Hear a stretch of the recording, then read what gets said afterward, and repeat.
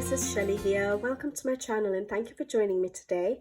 This is part 3 of my beginner's guide to colouring series, and on this video I'll be trying to share with you how I do my highlights, my shadows, my 3D effects on an illustration, how I create depth to my illustration, a little bit of shading. And yeah, so basically I'm going to try and share those tips with you on this video. And we've done video 1 where we discussed how to choose a page and how to choose your mediums. Video 2 we discussed how to choose your colors for a page and where to get started on a page. And as you can see, I have started my background. I did it off video because it wouldn't really fit with this particular video. I'm not doing this as a color along. I'm just using this page to sort of discuss everything with you. But I did share the colors with you guys for the background on the last video. So this is the background colors I have used, and I have a video on how I used my Albrecht Dürer pencils, as we had discussed, and I have a video on how I use my Albrecht Dürer pencils for backgrounds, which I'll link in the video below, so you'll know how I've actually created the background in case you did want to try it out yourself. So yeah, I used my Albrecht Dürer pencils activated with water for the background, and then I went over with the pencils dry on wet paper to get a good intense color for the background. That's what I had imagined when I picked out this page, as I discussed on the first video. That's all I could imagine about this page was that background, and so that's what I've done.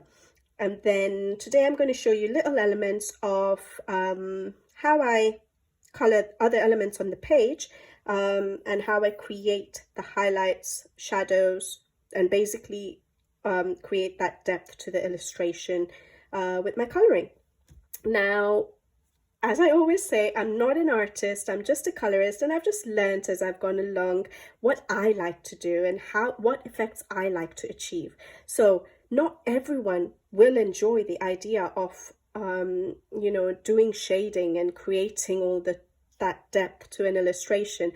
You might like doing straight coloring with your pencils or your markers or paints. Everyone has different interests and different likes and dislikes, and you know, everyone enjoys different things. And so for me, I enjoy trying to put that depth to an illustration. Usually I find it very hard to just go in and flat color and just leave it that way. I sometimes actually want to do mindless coloring, and I do try and do flat coloring, and then I'll always go back in and add a little bit of shading here and there. That's just me, and that's what I enjoy doing, and basically that's what coloring is. Enjoy what you do, have fun with what you're doing, and yeah, don't pressure yourself to do something you don't like doing. Okay, so don't worry if you don't like to do the shading and highlights. I'm just sharing with you how I color and how I enjoy coloring, and if it gives you some ideas, some tips that you might want to try out and see whether you enjoy it, then brilliant. Okay, now like I said, I'm not an artist, so none of what I'm sharing with you is, you know, technically correct, I doubt. I haven't read art books or learned anything about art. I dropped art a long time ago in school. I didn't even have it in secondary school. As in I dropped it as a subject. I never took it on, and so basically this is just me coloring.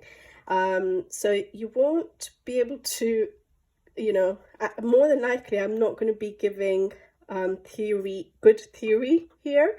I'm just going to be giving you what I do. Okay, so yeah, just be kind with me.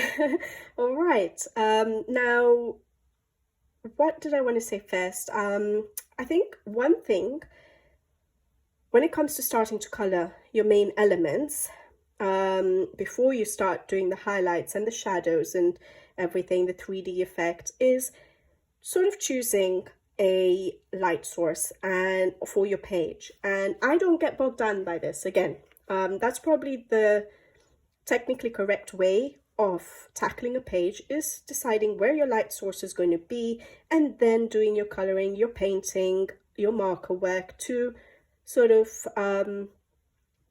you know, work that light source in, meaning that the light source, where it hits, is going to be where your highlights are, basically, and the areas further away from the light source would be darker. Now, I don't get bogged down by this, because I think it is quite challenging to do it, and for someone who's not an artist, it is a challenge. It is difficult to actually do that on such a busy page, to make sure that everything is perfect with regards to the light sourcing. So I think I don't always get bogged down by this. I'll sort of have a rough idea for certain elements where my light source is going to be, but I may not do it for all the elements, because I just want to color. I just want to color and enjoy the process, rather than put so much effort into thinking about, you know, the technically correct way of doing things. So yeah, you might not see me actually talk about light source so much, but just for a little idea of it, in case some of you did want to try and use it in some of your pages. On this particular page, the light source has sort of been decided by how I've done the background. I had decided that my planet was going to be very light colors, so cream and ivory, sort of. I think I haven't yet fully decided, but I think that's what I'm going to do. But basically, it is going to be a lot lighter than the rest of the background, and so automatically, I think on this particular page, my light source is going to be the planet, and so anything that is sort of closer or pointed towards the planet looks like it's behind all these elements, so it is quite hard to now color with that in mind. But certain elements, like I said, I'm not going to maybe use it on all the elements, but certain elements like the branches, the top part of the branch will be lighter than the bottom part, because it's closer sort of to the light source, so the light source would be hitting it more than the bottom part of your branch, for example. Okay, so that's what the light source sort of decides, is where your highlights are going to be, or if you have, like in this case we have water, whether I'm going to put in any reflections or anything like that. It just decides where your highlights and where your darker areas, so where your lighter areas are going to be and where your darker areas are going to be. Now on this page, it's automatically sort of decided. But if you had a page where you can't decide, so for example, okay, on this page it's a planet. Certain pages will have candles or a lantern or a lamp, a street light, the moon, the sun. Those would be your light sources on that particular page. I'll try and have a look. Like here, the light source will be your, excuse this page, I was just experimenting something, but the light source is going to be that lighthouse. You can already see the rays. It's very obvious. They've made it the illustrator has made it very obvious where that there is some light coming out of that building, so you can use that as your light source. And on certain pages, which I don't want to spend too much time trying to look for it, but you'll have lanterns or you'll have candles that will sort of help you decide where your light source is. But if you don't have those specific elements on a page to decide where your light source is, so for example here, there is no indication of where the light source is. So you have to decide, if you want to use that method, you have to decide where your light source is going to be. Now, when I look at this illustration, I would want her to be really, not bright, but I would want her to be the highlight. I would want your eyes to be drawn to her, and so I would want the light to be hitting her. And so I would probably, if I take this tag, I just had this on the side, if I want her to be the highlight, my light source would probably be coming from somewhere there. Either directly from the side, you can have it like that, yeah, coming straight to her face, or you could have it angled again, but still coming to her first, so that she will be more highlighted than elements at the back, for example. It is a really complicated theory to follow, which is why I don't get bogged down by it. But say your light source was coming from the back, then the back of her would be lighter, because that's where the light would be hitting, than the front of her, so that would be dark. And that doesn't, in my mind, like I said, what I like, I don't think that would look right to me. What looks right to me is her front part front part of her face, her body, is lighter than the back. So yeah, to me, I would think on this particular page, I would do the light source from here, yeah, so that the light hits the front of her body, and that will hopefully help her pop out, and the back can be a bit darker. And then don't ask me how I would work with all these busy elements with light sourcing, and that's why I say I don't get bogged down by it. But basically, if I just looked at her as an element on the page, I would want the light source on this side of her, okay?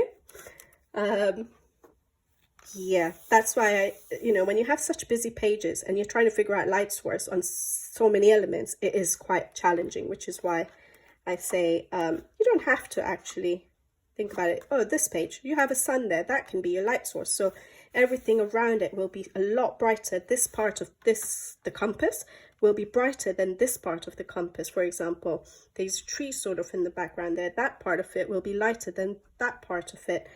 Hopefully this is making a little bit of sense. But yeah, that's how you sort of just choose. So either you have something on the page like the moon that decides where your light source is, or if you don't have something on the page like this one again, you decide where your light source is going to be. It could be coming straight from the top, it could come from this side, it could come from this side. Now on this page again, I think the light source should be hitting her face. It will make her pop more. And so my light source will come from the top left corner of the page. Yeah. Now on this page, again, it's hard. We do have a moon sort of there, but looking at the way the illustration is, we have a tree bark there. I would say that the light, all the brighter parts of the illustration should be on this side of the page and the darker parts here. Now, I don't know if this is confusing. It is confusing for me as well. When I sit down and color an illustration, when I'm trying to figure out light source, it is confusing. But basically, I would want this side of the illustration. So if I look at this tree trunk here, I would want this part of the tree trunk to be lighter than that part, because the light would hit there. It doesn't make sense in my mind that the light would be from there, okay? I know that's not technical. I don't know the theory behind it. I'm just saying what looks right to me, yeah? So, yeah, it is sort of helpful for certain elements on your page to figure out a light source.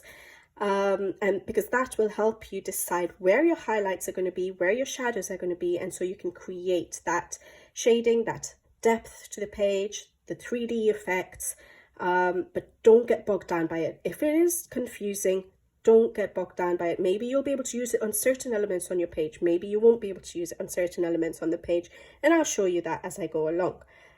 So yeah, light source. So on this particular page, we're going for I'm going for the planet as the light source, but I'm not going to go for it very specifically because, like I said, it's sort of behind the illustration, so it's hard to actually it's behind the main element, so it's kind of actually hard to put that into coloring each element. But I'll show you certain elements, how it would hit, how the light source would hit the particular areas that will be the highlights. Okay, hopefully that's not been confusing.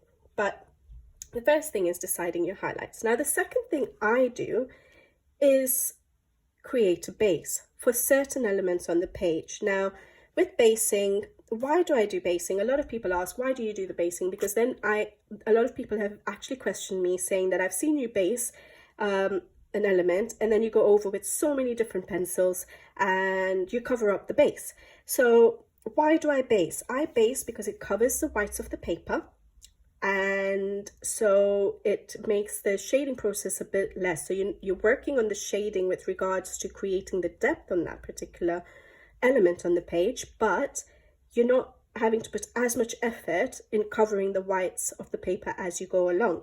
So it does cover the whites of the paper. Sometimes it's to lay out colors for me.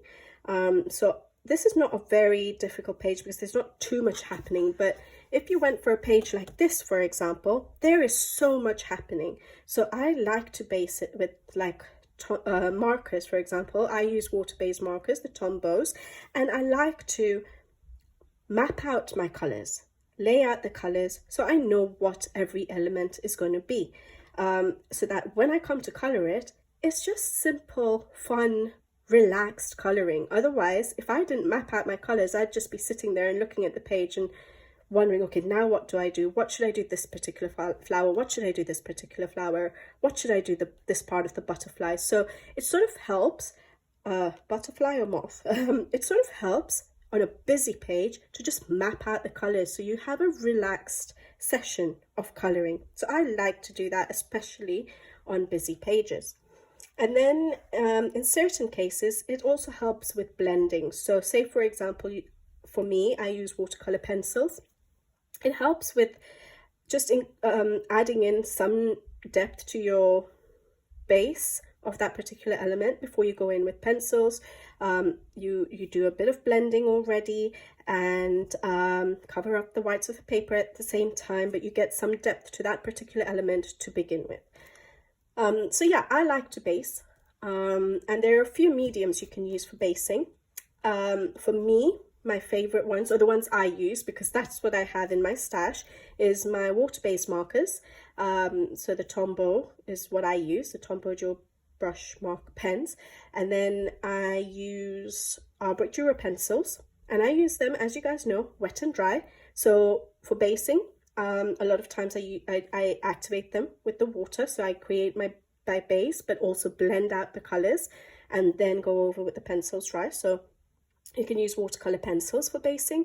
You can then use other things. So watercolor paint, I haven't yet figured that out. I have got a set of watercolor paints now, but I have a lot of learning to do with them, or a lot of experimenting to do. But a lot of people use watercolor paints for basing. Markers, you can use alcohol markers as well, especially in the single-sided book. So for a book like this, alcohol markers would be brilliant, and they'd probably blend a lot better than the water-based markers. So you could do the basing, but also blend in some colors to begin with. So that would make your coloring, your pencil process, even quicker or easier to do. So alcohol markers. And what else? Soft pastels. I have got a video on how I use soft pastels for basing, which hopefully I'll remember, but I'll try and put it in the description box below. Or you could just simply use your pencils dry and just create a base, soft, light-handed base, okay? And then go over with your pencils over the top. So you don't have to base with a different medium. You can just use your pencils and work at it and just keep putting layers to create your element, finished element. All right, so the first thing is basing, and I think maybe that's what I should do first with you guys. So there are certain elements on this page that I can just show you quickly how I base. All right, so for example, I'll show you, I have got a video on how I use watercolor pencils for basing, or my watercolor pencils as a whole on a page, and I show how I do the basing with it. But basically what I wanted to show you was with regards to creating your highlight from the beginning. So for the branch, we decided, if you can see, these colors, Vista, Van Dyke Brown, Walnut Brown, and Dark Sepia for the branches. Now, I would go in to do the basing with my lightest shade, which is my Vista, because I want to make sure I maintain my highlight areas, which we will come to later when we do the highlights and shadows. So I go in with my lightest shade if I'm doing basing, and I try and keep in mind where my light source is going to be. So if I take the branches first, because that's the simplest, I would usually with my pencils lay down my color direct to the paper and then activate it with water. Now, I said that my light source is going to be the planet at the back. So the top part of your branch is going to be the highlight area, and the bottom will be further away from the light source, and so it will be darker. So I would start by laying down my color on the dark area, light-handed, and just bringing it forward to the top where it is closer, where your light is hitting it. But as you can see, as I go to the top, I'm becoming even more light-handed, and I leave an area uncolored. Because this is just the base, I want to maintain the whites of the paper so that I can work later with my pencils when I'm creating more depth to the element. I can work to build my shadow areas, maintain my highlight areas to create the 3D effect that I want on this particular element. So now on this particular part of the branch, the light source is hitting here. This is going to be the light will be hitting here, so that will be the highlight area, and the dark is here. And so I go from dark, light-handed to light. Okay, and as it's going further away from your light source, it can be a bit darker, and it's very narrow now. It's a very small element, so it's okay if you don't get too much depth to that part. So if you can't maintain your highlight, that's fine. Hopefully this is all going to make sense to you guys. It's actually a really difficult video for me to do because I've never actually thought about all of this, you know, theoretically. I've literally I just color, and because so many people have asked me and I decided to do this series and try and share it with you guys, I've had to think about how to do this.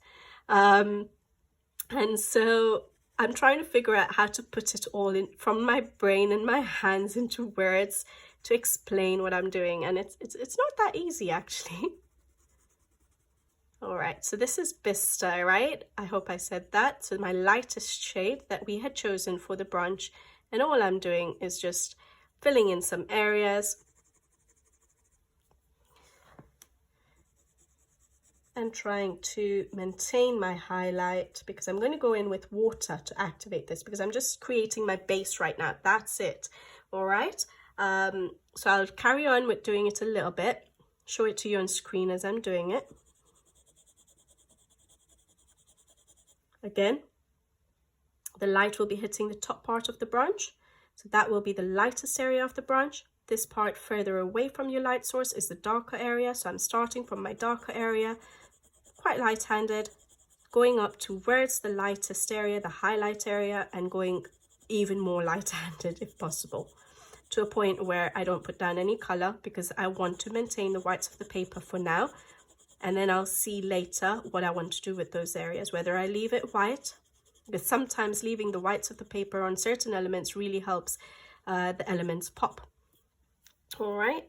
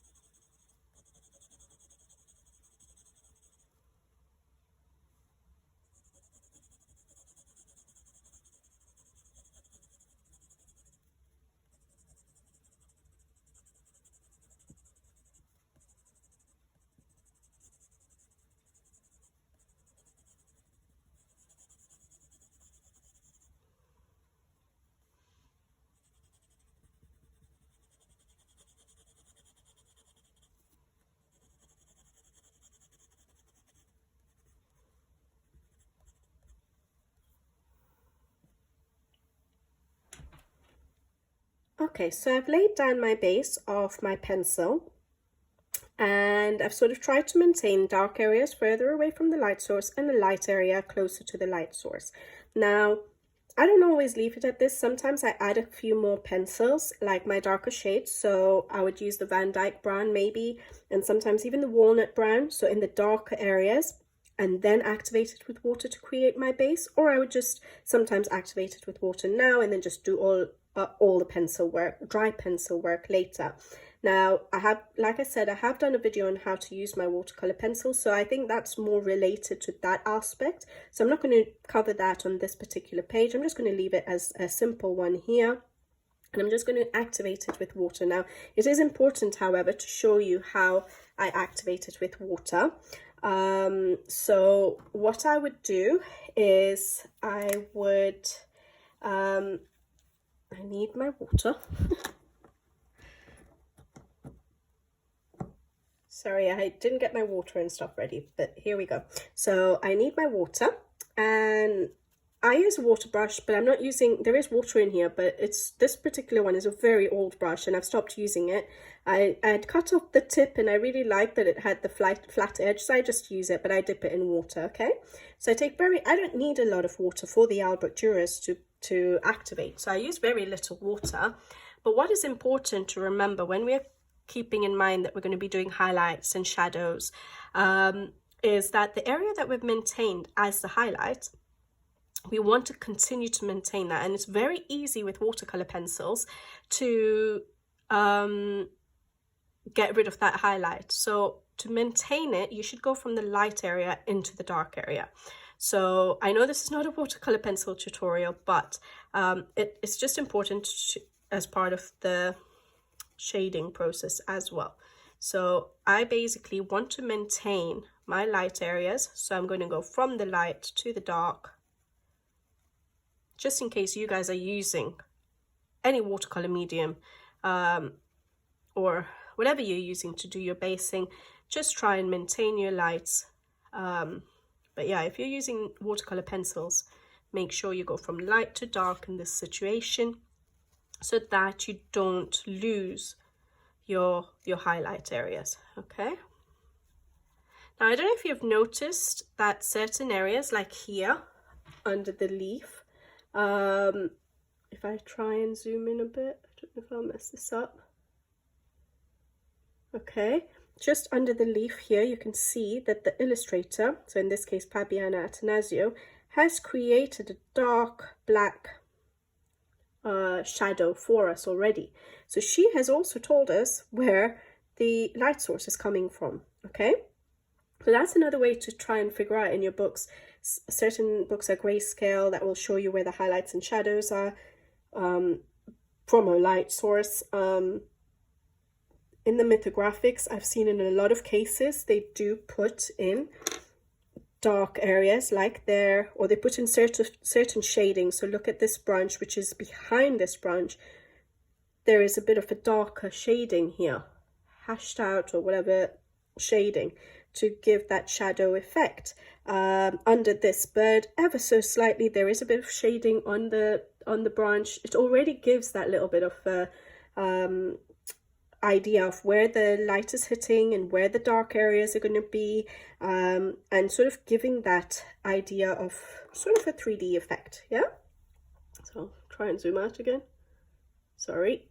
All right, and now I'm just going to activate my branches, okay, so that my base for the branches are done.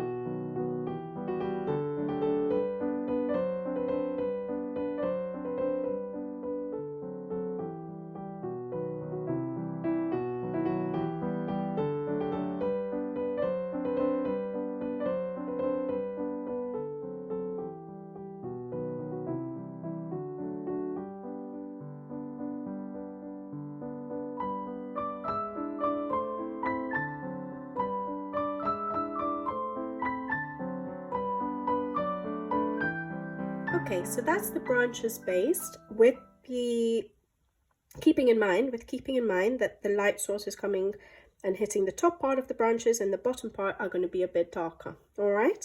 Now I'm going to be going in with pencils dry to show you how I do my shadows and highlights, and so that's why I didn't want to put too much time into doing it with the pencils activated with water, because again, this is not a watercolor pencil tutorial.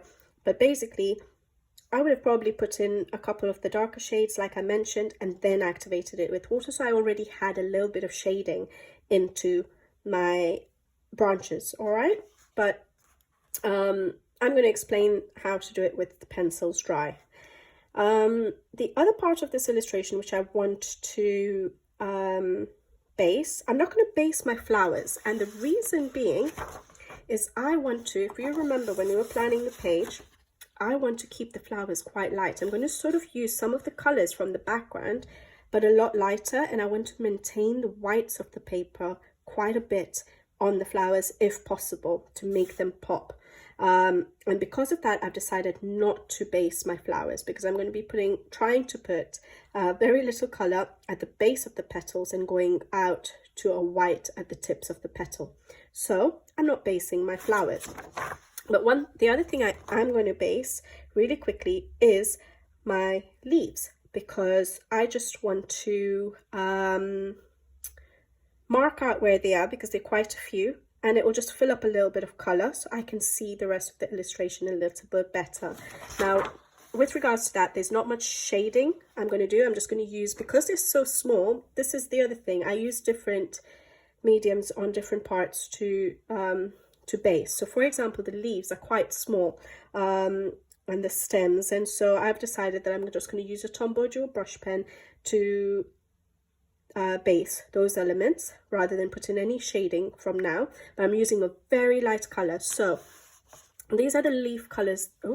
These are the leaf colors that we had chosen on the last video when we were planning out the colors, and my lightest shade is going to be a May green, and so I've just gone for a shade of Tombow which is a bit lighter than the May green. Okay, because again, I want to make sure I don't go too dark, because then it's hard to maintain your highlights. Yes, you can put in use white paint pens and things like that to bring back your highlights, but I find it easier to try and maintain it from the word go than to try and bring it back. And so that's why I'm using a very light color. All right, so I'm going to go ahead and do that to some music quickly, so that it doesn't take too long, and then we can start discussing the shading and highlights and shadows. I'll be right back.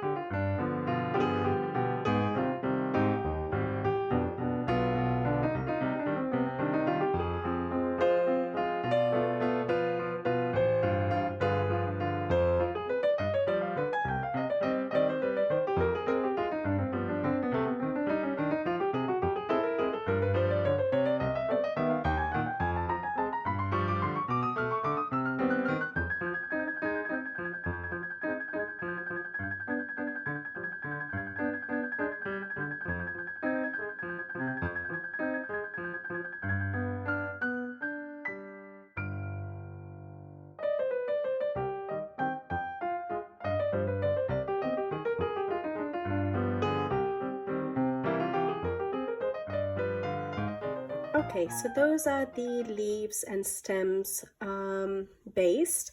Hopefully you can see why it helps to base, especially on a busy page, because all these leaves are sort of intertwined between other elements, and so just filling up with a flat color really helps see the other elements as well, and make sure the coloring process is more enjoyable because you don't keep stopping to see, okay, what's this and what's that. You've sort of done that at the start. So that's my base of my greens, leaves, stems, with a very light green tombow. You could have used a marker. The reason I did it is because there's such small elements, so it was fast with just using a marker rather than using my pencils on all these elements and then activating. So there we go. And obviously you could do it with watercolor paints. Now, one thing I did sort of forget to mention is I'm using watercolor pencils for wet work, for dry work, and so the background is watercolor pencil. So when you're using other water-based mediums, so when I did the branch and I used water on it to activate, you have to be very careful that you don't pull the color from the outside. So you have to try and be a bit neat, which it is a bit difficult sometimes, but then you're going to go over with darker shades of pencil, so it does get covered up. So in certain areas you might see that it bleeds a little bit, but in the end it sort of works out. But you have to be a little bit careful when you're doing that. So even with the Tombow based markers, they're water based markers, so I had to be careful, especially in the dark sky areas, that I don't pull it into my leaves. All right, now, so that's basically basing. So on the leaves, because I used a very light color, I didn't really put effort into thinking about my highlights and shadow areas, but with the branches I tried. Now I'm going to try and go in and share with you how to do a little bit of shading, and I'll show certain elements and try and explain my thought process, because like I said, I don't think about it so much, I just do it the way I like to do it. But I'm going to try and explain what might be subconsciously going on in my mind out aloud to you guys. Okay, now if you remember, I think it was on the last, was it on the last video? Yeah, it must have been, when we were talking about colors and I brought out the color wheel and I talked about the color wheel, and I'd mentioned these gray values on the outside, and I said I would explain it on this video. I think and I'm going to try and show on screen in a minute a few screenshots of some of my work that I have done in a grayscale to show you how to create depth to your illustration, or why it's important to create contrast on your page between your darks and your lights, and how that helps make your illustration pop, give it depth, give it more interest. And the way it is easier to see is when you convert your illustration, your colored illustration, into a black and white format. Because with the black and white format, you can see, so take a photo and convert it into a black and white format, you can see what values, so how dark or light something is, what values you've used on that particular illustration, but in your color pencils. So I'm not explaining that very well. So basically, I don't do this very often, but I did try to do this for this video just to explain how a page can be given depth. A page is given more interest, there's more depth to an illustration if you have a lot of contrast between your light shades, your dark shades. So for example, just the background, if you look at the background, it's so dark on the outside, and it comes in very, very light. You're showing a very big contrast between your dark and your lights, and doing that on all your elements and throughout your page, making sure you have very light elements, make sure you have very dark elements. That helps your illustration pop and give it a lot of depth.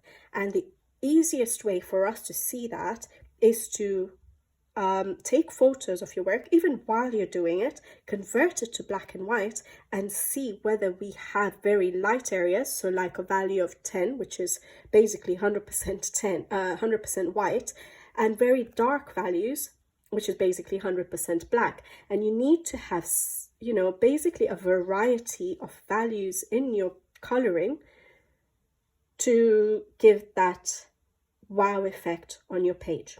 So I'll show some illustrations on screen, my own colouring, where I've just taken the photo and converted it into a black and white format. And I just want you to see those pages and just see that there are pages where you'll see some very dark elements, some very light elements, or on a particular element like a flower you might see some dark areas and light areas on it, and that's what helps everything pop and just give that depth to an illustration. If everything was just, you know, all these dark shades, for example, and none of your light values, it would be quite a flat illustration. It wouldn't jump out.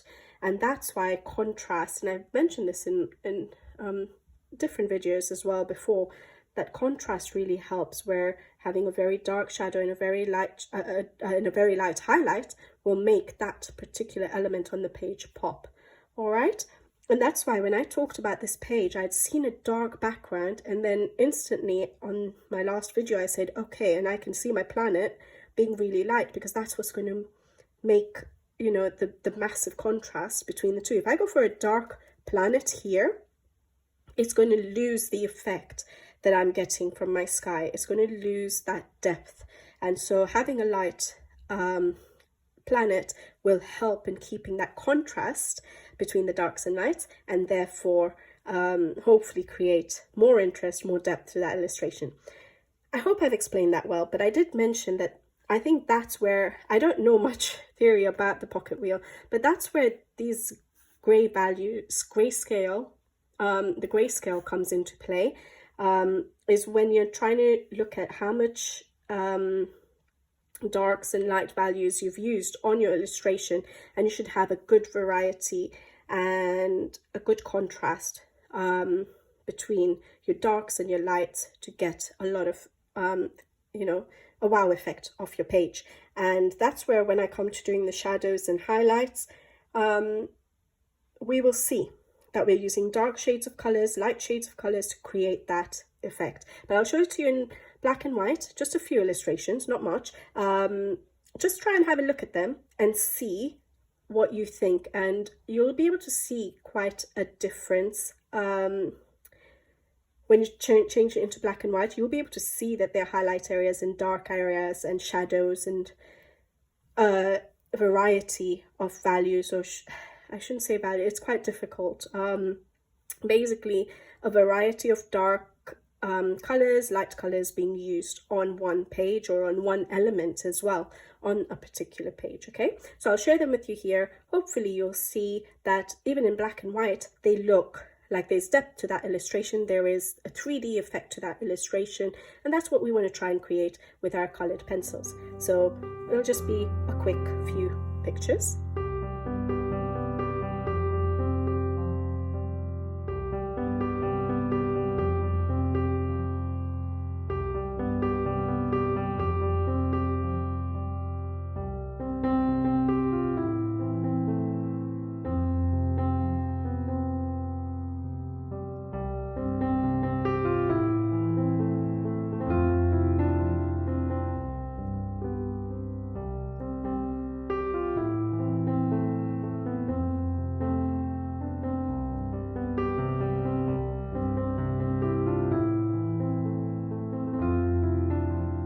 So hopefully, looking at some of the black and white illustrations or the finished pages, you can see that there were certain illustrations with, you know, the black is there, the dark grays, then mid-tone grays, light grays, whites, within one illustration to just, you know, help that illustration pop or create that 3D effect, the highlights, the shadows. And basically that's what I'm going to go on to now and try and share with you guys.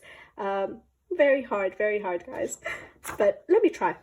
We'll see. I'll find out from you guys how good or bad this explanation has been. All right, so I'm going to try and start with the branches again. All right, now when we come to shading an element, I think I've mentioned this before, the easiest way to create your shadows and highlights is to make sure you have at least 3 colors for that element. So a light tone, a mid-tone, and a dark tone. The light tone will be your highlight color, the dark tone will be your shadow, and the mid-tone will be to help with the transition between the two. Now, over time, as I've been coloring, I've started using more than 3 colors for an element. And as you color, you will also find that you'll start figuring out, okay, I can put another darker shade to just deepen that contrast between the highlight and the shadow, and create more of a pop on that particular element. So you'll start figuring out your style if you do like to do shading. But basically, the easiest way of looking at it is choosing 3 colors: light, mid-tone and dark tone. So for the branches, we had chosen light, mid-tone and dark tone. And then like I said, I add more colors as I go along, as I've been coloring. And I think adding a dark sepia as another dark tone, or the darkest tone, will just increase that contrast between my shadows and my highlight areas. And sometimes, to make it even a bigger contrast, I would use an ivory as my highlight at the end, just to give a little bit more contrast. But keeping it simple, 3 colors. And then you will know, as you're looking at it, as you color more, whether you want to add any more highlights, or lighter tones or darker tones. All right, so I'm going in with my mid-tone, which is the Van Dyke brown, okay? Because I've already got a base of my light tone, which was the Bista. Now, we will be working from our dark area to the light because we want to maintain our highlight area. So we're keeping in mind about our light source again. We've decided that the top of the branch is going to be our lightest shade and the bottom of the branch is going to be our darkest. Now, if I take this area first, because I want to discuss something else here. So I'll take this area first and I will go and I'll just color. So from my dark area, light layers. Now I like layering, so it depends on what pencils you're using, whether you need to layer with them or not. I like to layer, and so I go in with a light hand to begin with because I'm going to be putting my darker tones on top. I like doing it this way because I also feel that layering gives more depth to your colors rather than just going straight in with your dark tone. So putting color on top of color sort of helps create less of a flat brown, for example, in this particular case. So yeah, I've gone in with my Van Dyke. Then I'm going in with my dark. I'm just doing it in a little area for now. I'm going in with my dark tone, which is my walnut brown. Okay. So for beginners, 3 shades will be fine. Look at that. We've already created our shadow area, maintained our highlight, but I'm going to go in. Sorry, I'm not bothering to change my pencil extender, but I've gone in with my light tone now, which is my Bista, just to go a bit more, give more of my blending, smoothen out the blend towards the highlight. But I'm not with a very light hand because I don't want to get rid of my highlight area. But there we go. We've already created our shade, we've shaded and we've created our shadow area and our highlight area. Now, like I said, I like to go a bit darker. So if you wanted to stop there, you've created your shadow and highlight area. I'm going to deepen my shadow and go in with the dark sepia at the edge here to give a bit more contrast between my contrast, meaning a very big difference between my light area and my dark area. All right, and that just deepened up that shadow a bit more, didn't it? And if, like I explained, do I have my ivory here? Sorry for the noise. I thought I have an ivory here. Okay, so if you wanted to create more of a highlight, now I'm going in with an ivory just to give a bit more highlight to my highlight area. Okay, so you don't have to do that. You don't have to add those 2 extra colors, the dark sepia and the ivory. You can leave it at just the 3 colors, Bista, Van Dyke and walnut brown, and you will get your shading, you will get your shadow area, you'll get your highlight area. All right, now I stopped over here because the illustrator has given some details, so I should probably zoom in. Sorry, if I can position it right. Hopefully you can see that. Okay, So when you're working on your colored page, your coloring pages, you will see that some illustrators will put in some details, and you can use those details to help you do the shading. Now here we've got, if you look at branches, they sometimes have a circular part to it, which is a raised part of the branch. This is going to be really hard to explain, but basically what I tend to do, this is my Van Dyke branch, so my mid-tone, yeah. I'm going to follow what the artist has drawn and just darken up this area, because that raised area, I want to make it look raised. So I want to darken the base of the raised area where it would be creating a little bit of a shadow because it's popping out. It's probably not the best place to show it, but I'll just try and explain it, and leave that lighter. But that middle bit, if you look at a branch again, it just comes with coloring, would be darker, okay? And that just puts in some details to your coloring. I won't spend too much time on that because I don't want to confuse anyone. But try and use this is my dark tone, try and use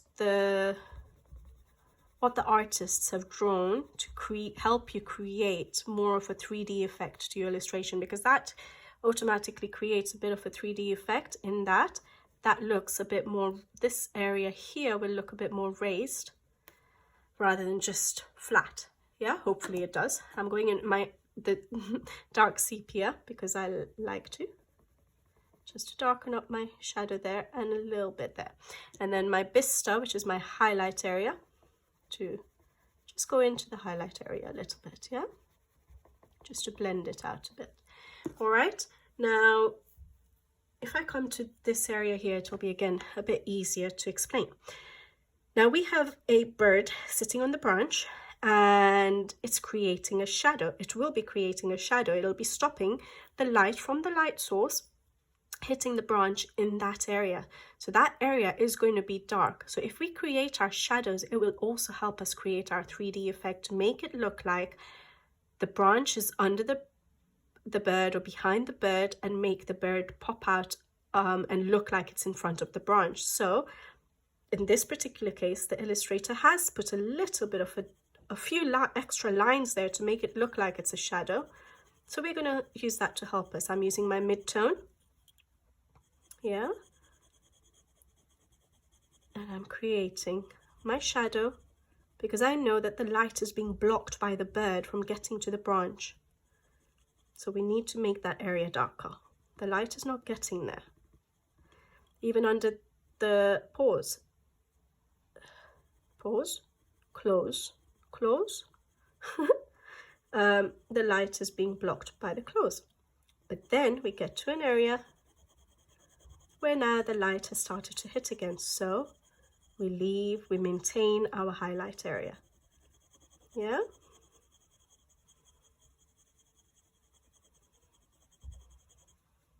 There we go. Does that make sense? Yeah. Now we're coming towards an area where there's a branch sitting behind this branch. Now this area of this particular branch we're coloring at the moment will be darker on the base, but we need to try and make sure that the branch underneath it is going to be darker, because this branch is going to block the light.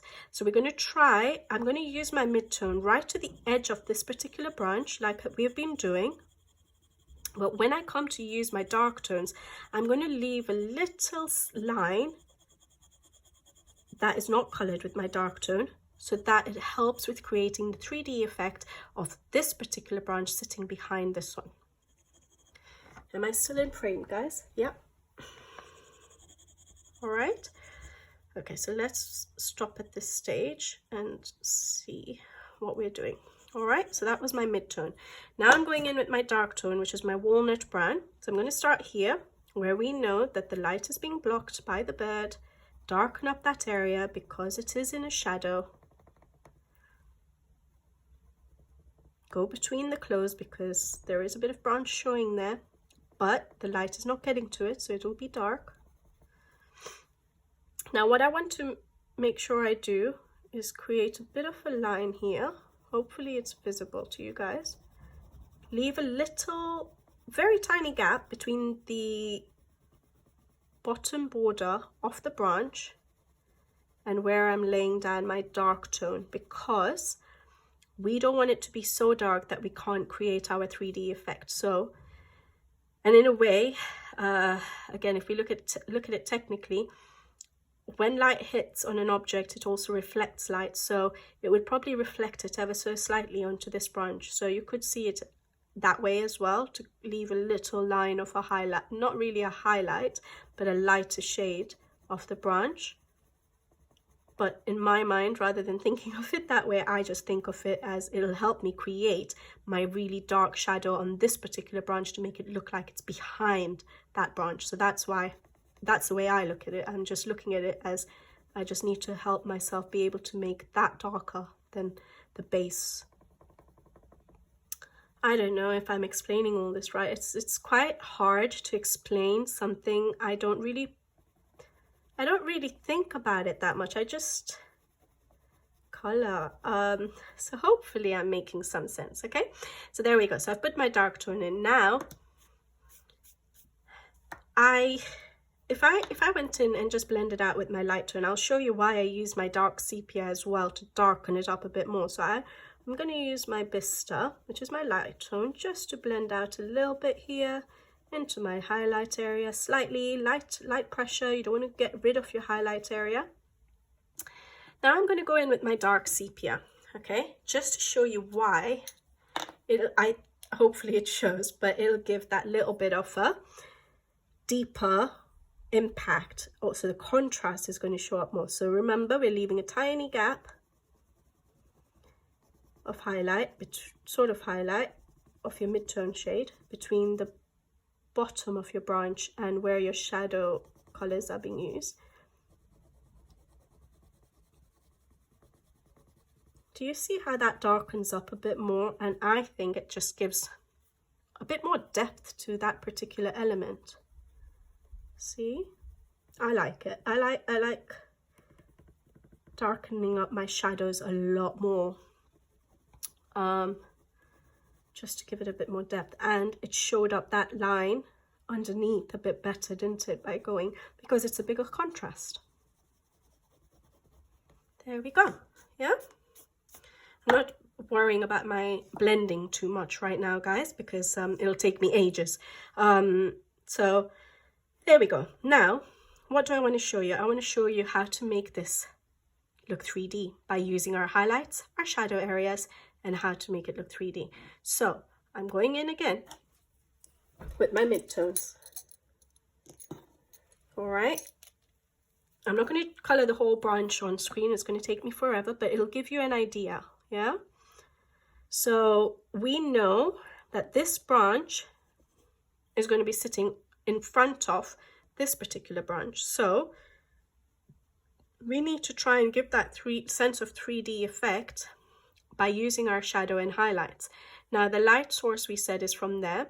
So this area will be lighter. This area of this particular branch that's going behind will be lighter than this area because this branch is blocking the light here. Just like the bird was blocking the light from the branch here, this branch is blocking the light here. So we're going to try and see, this is Van Dyke Brown, my midtone. We're going to try and see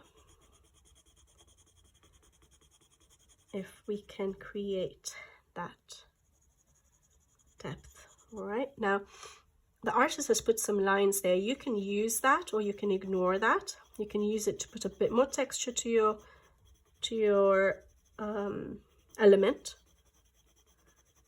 by using it as areas that there's going to be a bit of a depth, like highlight and shadow again. So that's what I'm trying to do to see if I can. It might not work, but I'm going to try just to show it to you guys. And here the branch is sort of turning. I'm trying to figure out whether I want to just do a bit of a darker area here to make it look like this area here is twisted over the top of this part of the branch. Again, to help create a 3D,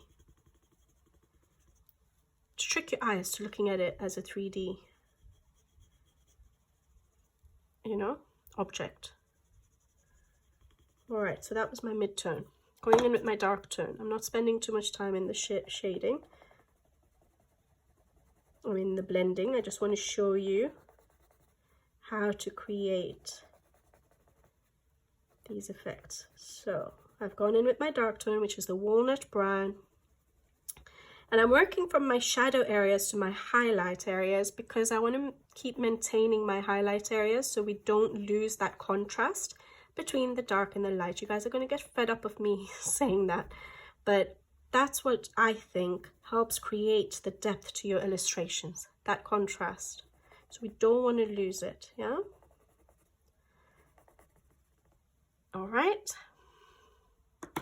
Now, if you're using pencils that are not layering pencils, then you might find that you start with the darkest shades and work towards your lighter, but still work from your dark areas to your highlight areas. So you may not need to work from your light, you know, layer up your light and then your mid-tone on top of your light and your dark tone on top of your medium tone. You might just work from your dark going straight. But like I said, I think it helps give depth to your colors when you layer up different colors on top of each other rather than making it look flat. All right, because you're giving base of different tones underneath your dark tones, and therefore I think it creates something a bit more. All right, now I think I need to use my dark sepia because I've been using it here. I need to use it here because I want to make it really dark. So I'm going in the darkest area.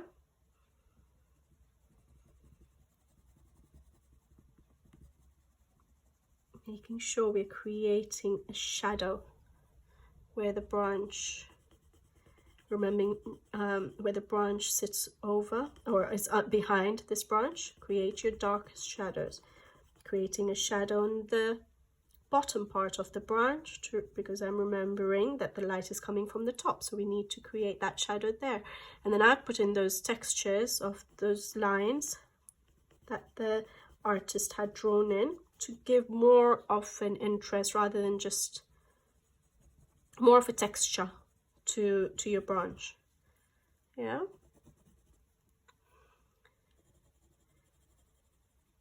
All right, and you can even use darker colors if you wanted. So if you wanted to go in with a black, you could. This is my lightest tone Vista, just to sort of blend it all out. All right, there we go. So does that help? I'm just now, because I'm obviously doing things rushed, I'm not doing my blends properly, but that's okay. It's just to give you the idea of highlights and shadows, isn't it? So hopefully you can see that that branch is sitting behind that. And the thing that helped was keeping that little gap on that top branch without a dark tone pencil, so that when I came in with my dark tones on this branch, it actually looked like that one is sitting on top. Yeah. So hopefully that explains how I create my 3D effect, and hopefully that actually looks 3D to you. What else can I show you on the branches? I think again here it's basically just repeating. So maybe I'll color a little bit to music just to show you where some of my dark shadows and light shadows are, and a bit more of the branches, so that you can see a little bit more of that 3D effect showing through. Okay, so I'll do a little bit really fast or to music, so that you can just see a few more areas where I put my dark and light shadows.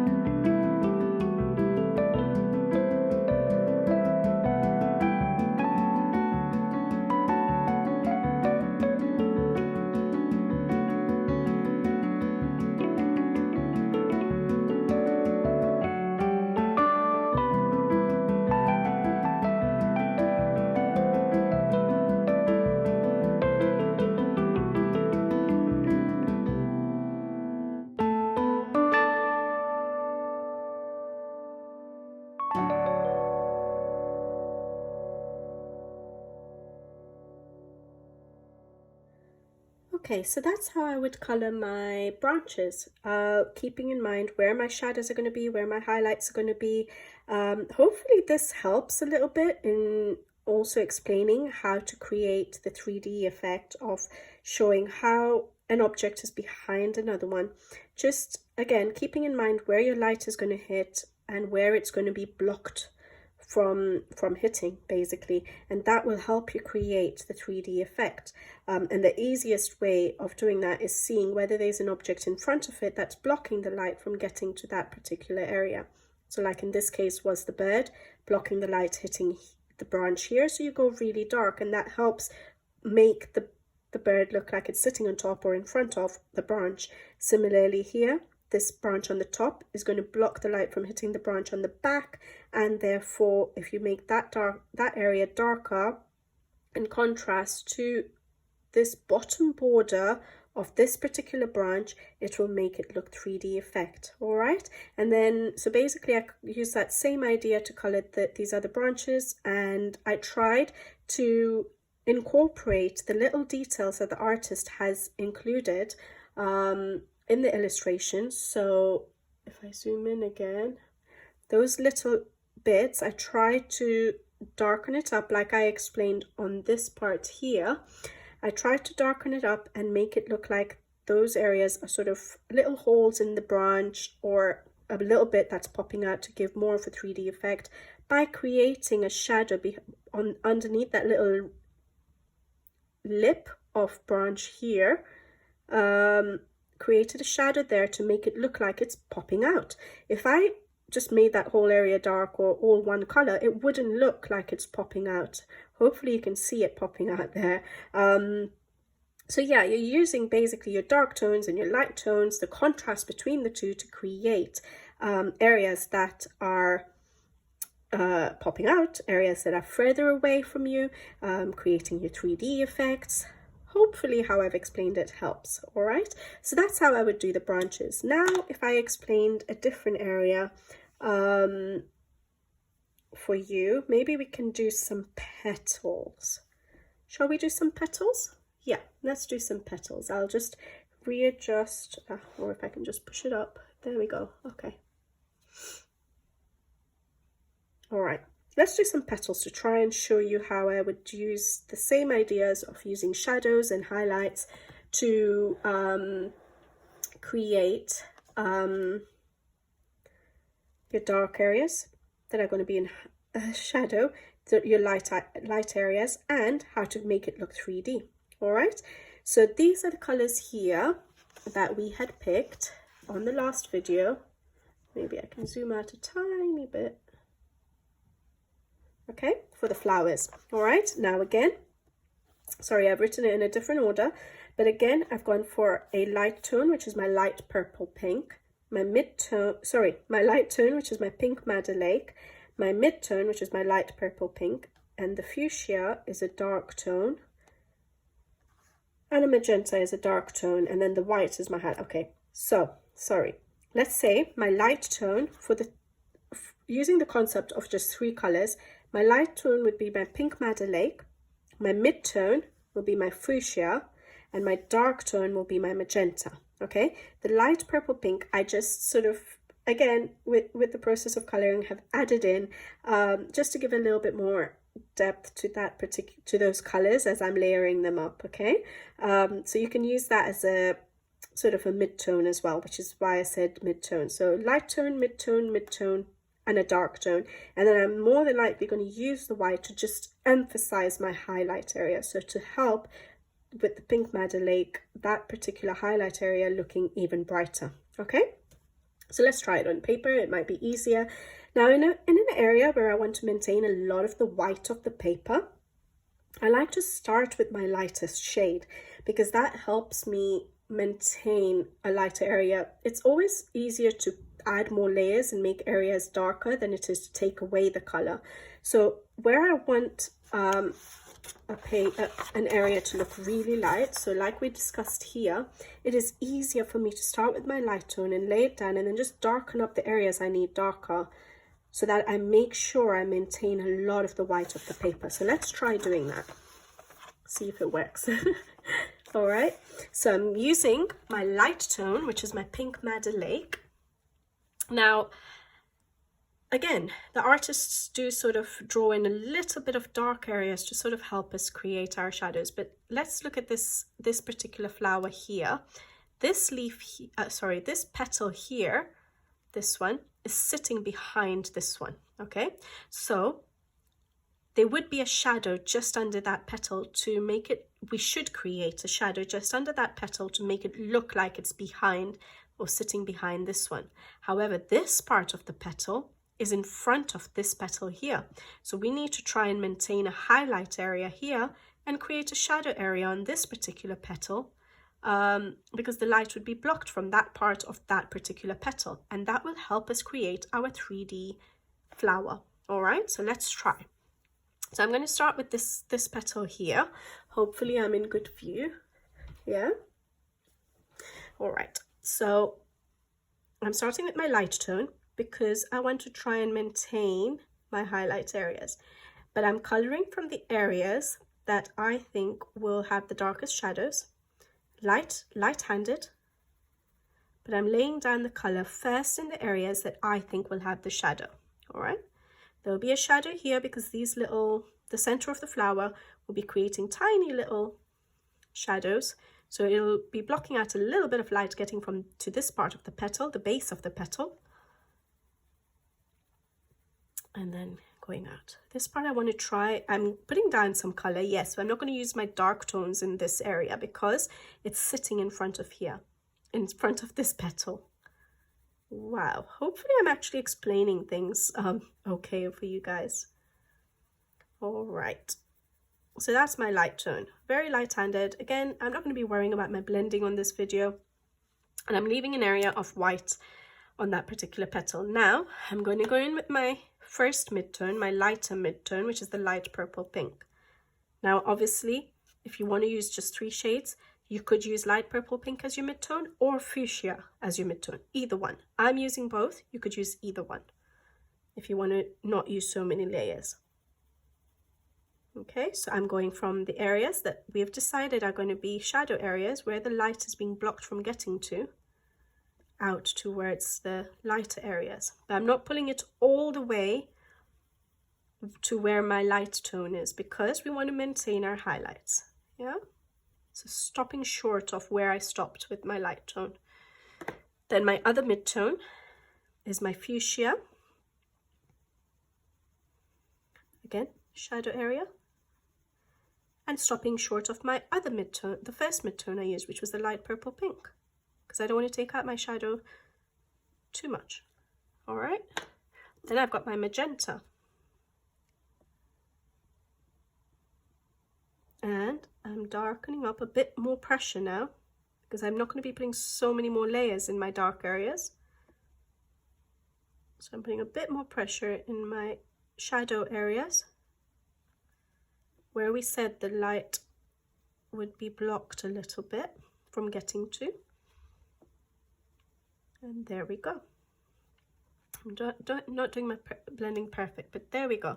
Now I'm going to work with my other colors just to blend it all out a bit more. So I'm using my fuchsia, and this is why I think I preferred going from light, using my light color first as well when I want something to have a very big highlight area. It makes sure that I don't cover up with my dark tones and my midtones. I don't cover up too much of my highlight area. So this is my light purple pink, so that's the other midtone that I used. Okay, and my light tone now. Okay, going into my highlight a bit. There we go. So you can already see on that one petal where you can see a bit of depth where the shadows are, yeah? I want to use my white just to smooth out this highlight areas. So the pink, my light tone, just to blend it out a bit. Again, I'm not doing too much. I could have actually created a base with my lightest tone like we did for the branches. So I could have used the Pink Madder Lake, which is my light tone, put in the color a little bit and used my water brush to blend it. And as you can see, you can still, hopefully you can see, I'm not sure it's as visible, but you can see it's quite pitted or speckled, right? It's not a smooth finish.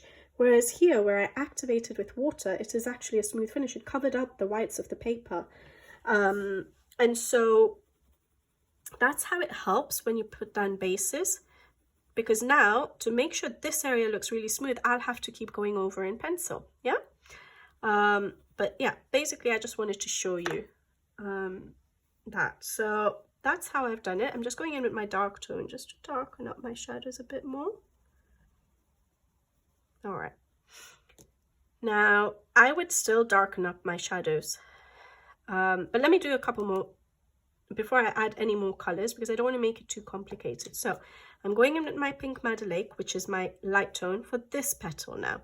What we decided was this is where the light is going to be blocked from getting to.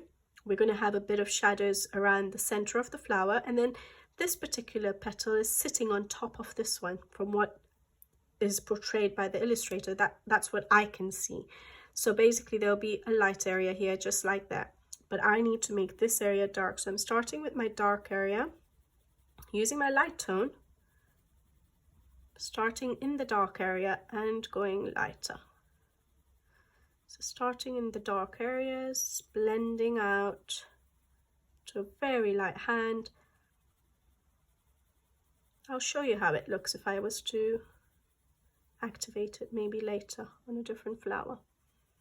I think I would probably, now when I'm looking at how it's working, so if I was working on my own, I would have done that one petal and I would have realized, okay, it's going to take a lot of work smoothing it all out. So I would probably then change my technique, and it's okay. At least you can see what it is when you're coloring. It's not perfect that, yeah, this is what I've decided, that's what works.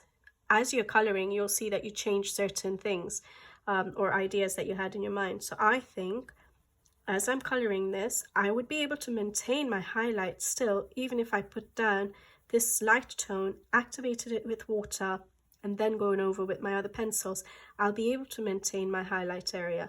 So I think that's what I would do for the rest of the illustration, I think, because it'll make it a lot easier to get that smooth finish because I'll have had a base. Yeah, like I said, you can use pencils as a base, but it takes longer to get, if you want a smooth finish, it takes longer to blend everything because you have to keep going over and over until you've got it all blended. Yeah, at least with layering pencils. So this is my first mid-tone, which is my light purple pink, starting in the area that's going to be the shadow, where there'll be a shadow, and blending out into the highlight area, but stopping short of where I stopped with my light tone. My other mid-tone is my fuchsia, starting in the shadow area, blending out into the highlight area, stopping short of my light purple pink, which was the first mid-tone I used. And then I'm going in with my dark tone, which is the magenta, starting in the shadow areas and blending out. Yeah, stopping short of my mid-tone colors so that I don't bring it out too much. Yeah, need to darken that up a bit. Now, like I said, the thing that gives more depth, more 3D effect, more of a pop is the contrast between the dark and the light. I don't think I have, for my liking, I don't have enough contrast in my shadow areas and my light areas. This is my light tone, pink Madder Lake, just trying to get a bit more of a smoother finish, but I don't want to spend too much time with dry pencils right now. But I just want to smooth it out a little bit. And then my white. Yeah, try and blend that out a bit. Okay. All right, so that's what I would be doing. And now, like I said, I think I would deepen up my shadow areas. So how would I do that? I'd go for darker tones than my magenta. So I have a red violet here, all right? And I'm going to try and use, do I have a piece of paper?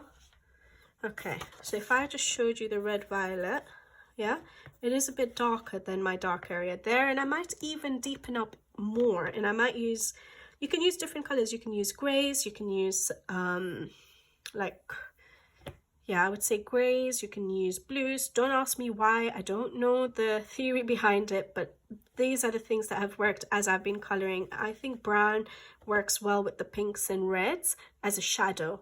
But anyway, so first I'll use my red violet, okay, just to show you why I think it does need a bit of deepening in the shadow areas. Not too much, I'm not going to bring it out too much, but I'm going to deepen it, and you'll see that the 3D pop is a bit more obvious, I think. I'm doing very rough coloring right now, but just want to show you the difference, because this video is going to, as usual, going to be really long. Can you see that I think that looks a bit better, as in it's more 3D. Now if I use the walnut brown as an even darker tone, look at that, just a line underneath that petal where I want the shadow to be, creates more of the 3D effect. And now I can see, and I prefer it, that I can see that petal is 100% in front of this one. I think it gives more of a 3D effect, but I'm not bringing out this very dark shadows all the way. I'm just creating it where the line of the top petal is. Hopefully I'm explaining this right. So if I take the red violet again, so on this particular petal that we did, I'm going to deepen up where my shadows are, not bringing it out onto the petal that much, just the shadow areas, okay? And now my walnut brown, look at that. Doesn't that give a better effect? Now that gives a better effect because the dark shadows are really dark and the light highlight areas are really light, and that gives a pop, and that helps with the 3D effect. So as I've gone on coloring, I find that just sticking to 3 colors doesn't give the effect I like. It gives that shaded effect, it gives you the 3D effect, it gives you your highlights and your shadows, but it doesn't give the extra pop that I like. And that's why I have sort of learned how to add a few more, especially dark tones, to my shadow areas to help create that 3D effect, okay? So yeah, it really helps to know, as a beginner, have your 3 colors, have your light tone, your mid tone, and your dark tone, and that will help you create your shade, your shadows, your highlights, your 3D effects. And if you want to deepen up and make that effect even more obvious, then you need to create an even bigger contrast between the light tone you've chosen and your darkest tone. So in this case, look at the difference. Yeah, so I'm just going to finish off the rest of this flower to music so you can see what the flower looks like in the end. All right.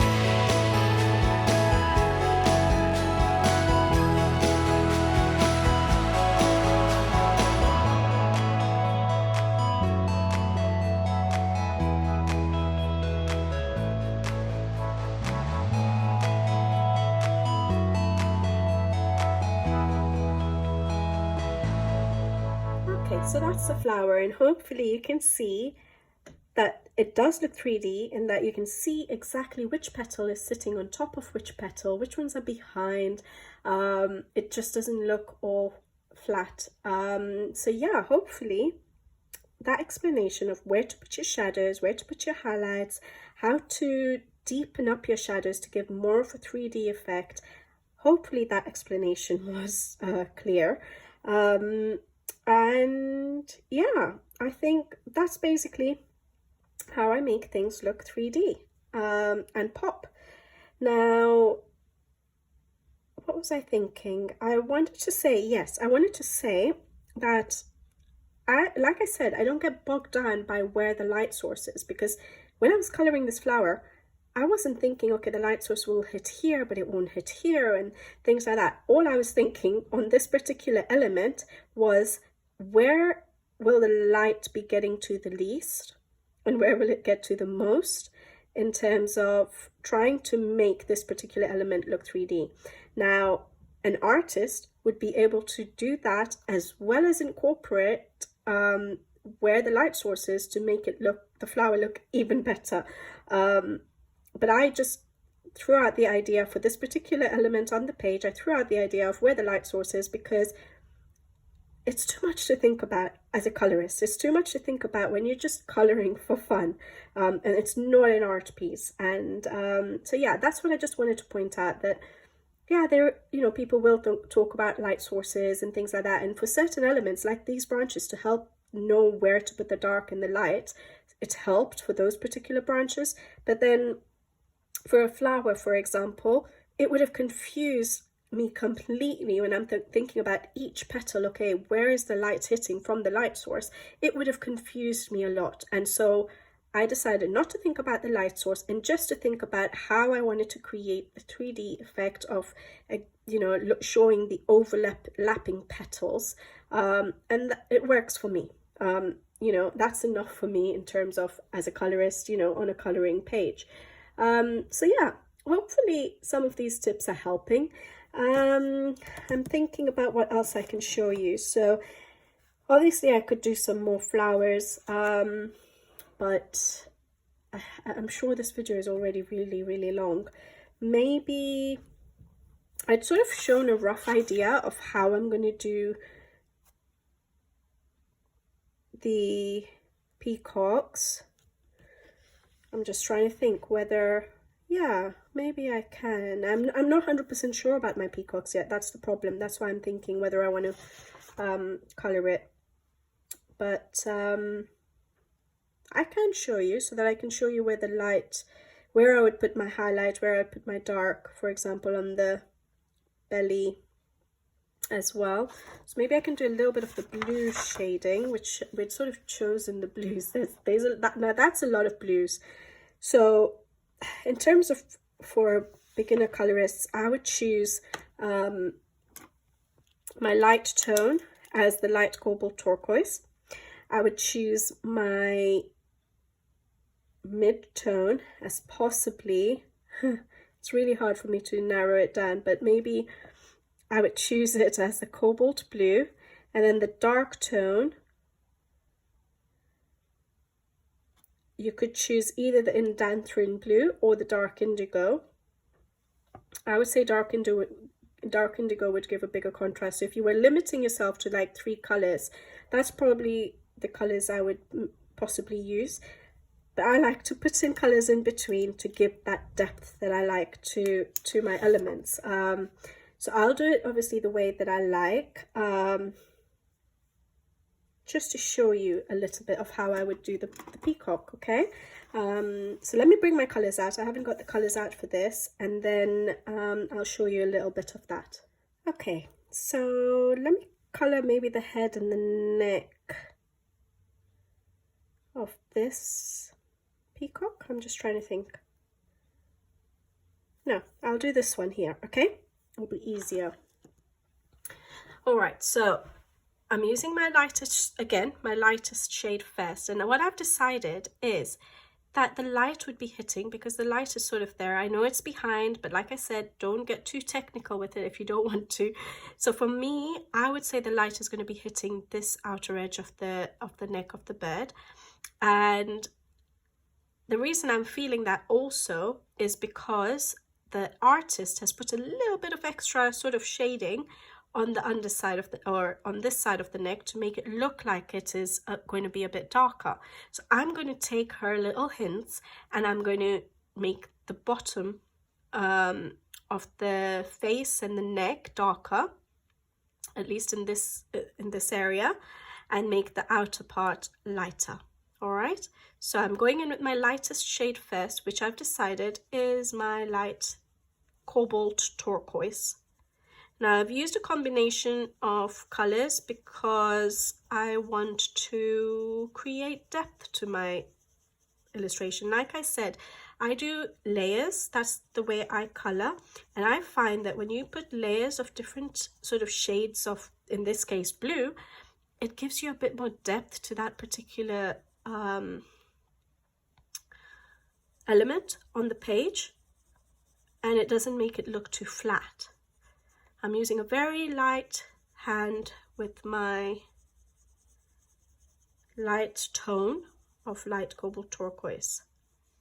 So now I'm still going to be going in with another light tone, but it's a different shade of blue. So this is light phthalo blue. So you can skip this stage. Like I said, you could choose 3 colors, like I mentioned, to create your the combination you're going to use. Just use 3, a light tone, a mid-tone, a dark tone. I'm doing this to just give a bit more interest to my bird, because that's the way I've learned how to do my colors now. That basically, I started off with three colors only on elements, and then slowly you learn your pencils, you learn how they work, you learn how they layer on top of each other, and that way I've sort of realized, you know, putting layer on top of layer of different shades sort of gives a bit of more interest, and that's how I like doing it now. Now I'm going with the mid-tone blue, and this one is middle phthalo blue. So I've used 2 light tones, but they were different. So one was like a turquoisey blue, and then one was the phthalo blue. Now this is a middle phthalo blue.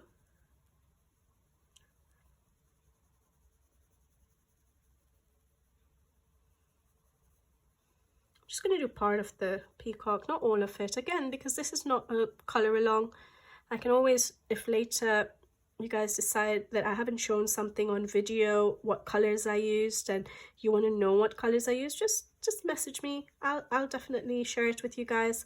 But I didn't want this to be a color along. I just wanted to show you my techniques, answer some questions that people had asked, and yeah. So as you can see, again, I've started from my the areas I think are going to be shadows, and color out towards the highlight, and I'm maintaining my highlight. I can always go in and add more color later to my highlight areas if I need to, but it's always harder to remove color. Okay, so that was my middle. I'm going to use another middle, guys. So the other middle blue is a cobalt blue.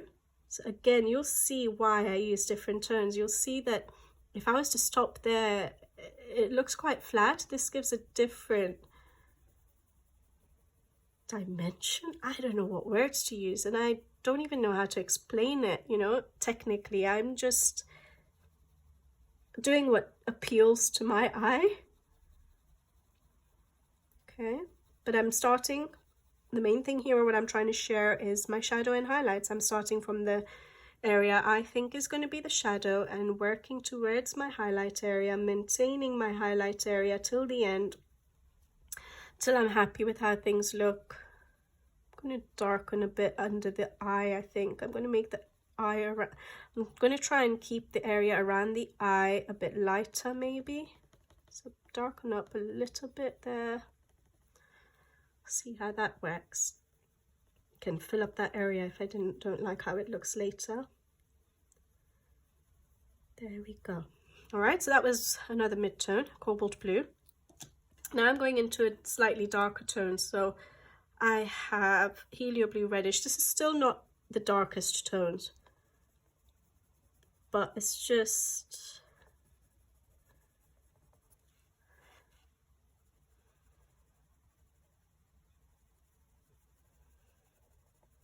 Again, using so many colors on one element, if that's too much for you, don't worry. Just stick to your, you know, 3 colors, and then once you've put your mid-tone, your dark tone, your light tone down, you will see and you will start figuring out whether you like to deepen up areas, and then you'll start using darker shades in your dark tone areas and just adding other colors. But as a, you know, basic, just a mid-tone, a light tone, and dark tone works perfect. Yeah, so that was Helio Blue Reddish. Now I'm going into the proper dark tones, and I've got Indanthrene Blue, so that's quite dark. Remembering not to pull it all the way to the, you know, to stop short of the other layers that I've put down, because we don't want to go into the highlight areas.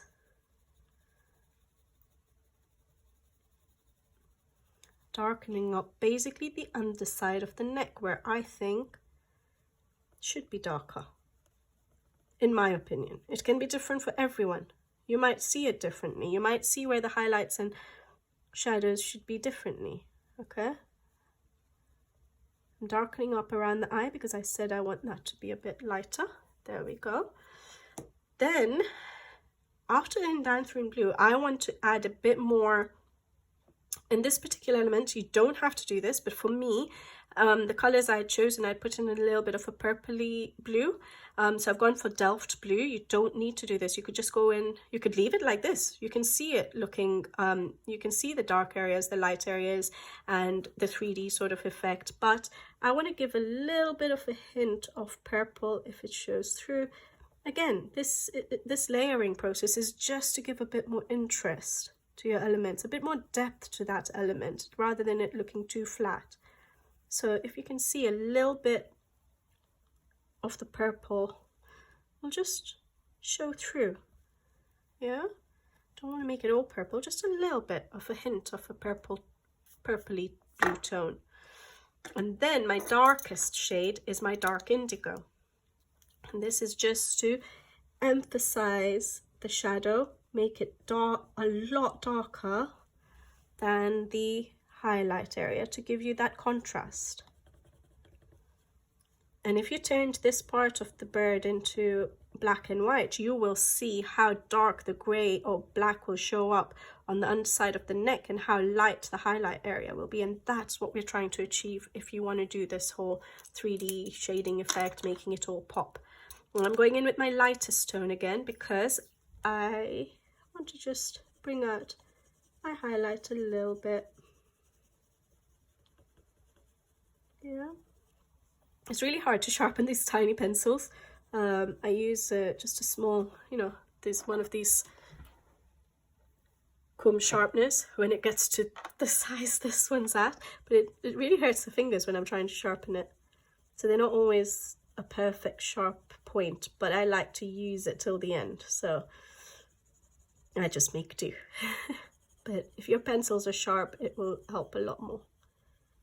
Now I'm going to be taking time with my peacocks, so that's why I don't want to color too much of it on screen. I'm just giving you an idea. All right, and I think that blue looks really nice, doesn't it? It's going to pop, hopefully. All right, so shadow, midtones, highlight, we've got our 3D effect. On my last video, I'll be showing how I finish off my pages, and so I'll be showing how I use paint pens as well to help emphasize highlight areas, for example. And so I will finish this off. Once I've finished all my pencil work, I'll do the video on showing how I finish off the page with the embellishments, just to help give a little bit more to your pages. So that will be on the next video, and that will be the last video. So there we go. So that's my bird. That's how I'm going to do part of it. I want to bring in some greens, and I think I'm going to bring in the greens. I'm still trying to figure it out, which is why I've stopped here. I think I might do a bit more blue around here, but start to bring in green or something. Or I'm going to do blue on the top here and fade it out and have green starting here and then down, and then have the feathers green down here. not sure yet, guys, but this is how I work. Like, I'll do the areas. So the belly, I think I'm going to keep blue. So let me show you how I do the belly again with my shadows and highlights. Sorry for the squeaky chair. I was just checking I was in frame. Okay, so that's my light tone, light cobalt turquoise. Go in with my... Shall I show you the difference, or is it going to mess up my image? But basically I said 3 colors. If you wanted to do just the 3 colors, so say I've done light cobalt turquoise, and then the mid-tone I told you could use as a cobalt blue. Okay, so I'm going to go in with my cobalt blue, just to show you the difference between what that part of the bird looks like and using fewer colors. It's fine to do it. I'm just showing you why I go in with extra more, because I like to. But you do what you like to do, yeah? What effects you like to get. And then my darkest shade, which we said the dark tone would be possibly dark indigo. See, you still get your 3D effect. You still get that shaded effect. It still looks like the feathers are sitting on top of the belly of the bird. But the only difference is, to me, it looks a little bit more flat. I like that there were more tones to the blues when you look at the bird, and that's why I put more layers, yeah? So if I just go back in, I've got my light phthalo blues, try and see if I can just make it look like the top. But you see, you can still, with 3 colors, get your 3D effect, you get your shadows, you get your highlights, and then I just tend to add more because I like this is a middle phthalo blue. I just like the different tones that you get out. If you look at a bird in nature, you know, they reflect, they will have like a basic color, like say a peacock will have blue in it or green in it, but it'll have, in the light, it will shine different shades of blue and different shades of green. And so it's nice to try and get that out. I'm going in with my cobalt blue now, just trying to basically make it look like the top. But I just wanted to show that if you use 3 colors, that's perfectly fine. If you're not someone who likes to use so many colors and doesn't like to do so much shading, layering, you don't have to. Yeah. This is helio blue reddish.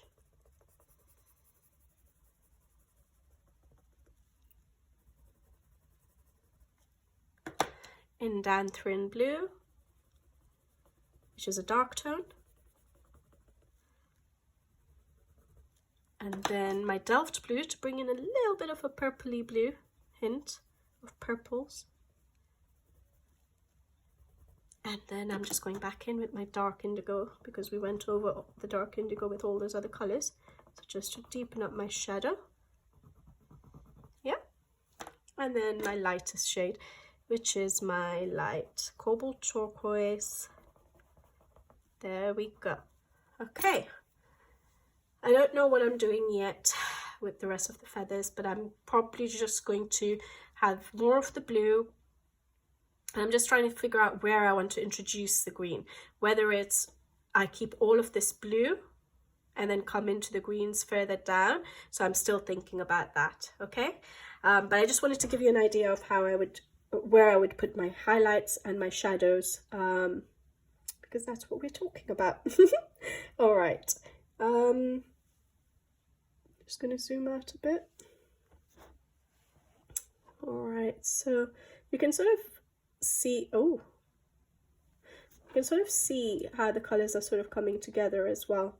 And you can see that there are differences in your light areas and dark areas, and that contrast that we're going to keep, and changing it into a a black and white image will help seeing that as well. Maybe I'll just put a black and white image here just to show so far what we've done, how it looks if we did convert it to a black and white image. And hopefully you'll see that those flowers should pop out, because it's just sort of, because it's using the same colors as the background, but I've kept a lot more of a highlight area. You'll be able to see the branch as a 3D branch, hopefully. But yeah, I'll put it here for a few seconds.